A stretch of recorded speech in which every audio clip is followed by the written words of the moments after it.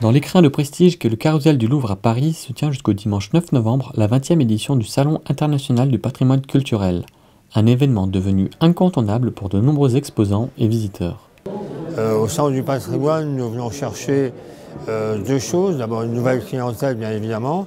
Nous venons présenter aussi nos dernières réalisations aux personnes avec qui nous travaillons régulièrement, à savoir les architectes du bâtiment de France, les architectes des monuments historiques, la Fondation du patrimoine, bien sûr.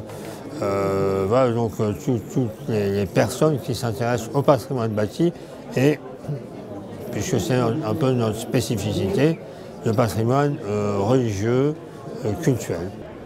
Ébénistes, couvreurs, restaurateurs d'art, artistes ou fondations, les plus de 300 exposants sont tous venus faire part de leur savoir-faire et de leur expertise avec un mot d'ordre pour cette année, la transmission. Pour Marlène Voisin, artisan d'art d'horreur encadreur, le salon est un moyen d'accroître la visibilité de son travail. On a participé au salon pour pouvoir essayer d'avoir une clientèle un petit peu plus diversifiée. Nous, on est actuellement sur Versailles et on essaye de voir si on peut avoir une clientèle un peu plus parisienne et pour arriver à se faire connaître également. Se faire connaître auprès du grand public, rencontrer des interlocuteurs tels que des entreprises, des architectes et autres spécialistes du patrimoine, c'est aussi la raison de la présence des chantiers du Cardinal au salon pour la deuxième année consécutive. La présence des chantiers du Cardinal au Salon du patrimoine est une évidence, en particulier cette année où le thème du salon est la transmission.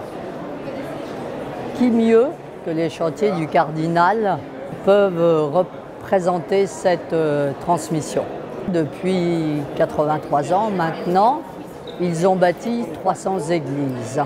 Actuellement, 9 grands projets en Île-de-France, dont la maison Saint-François de Sales, inaugurée depuis peu, ou l'église Saint-Paul-de-la-Plaine, au cœur d'un nouveau quartier.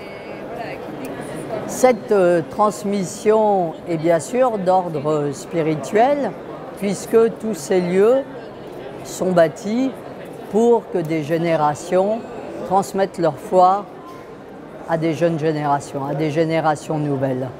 Transmission également du savoir-faire d'architectes, d'artisans qui travaillent pour les chantiers du Cardinal et de bénévoles qui participent à leurs services travaux et architecture.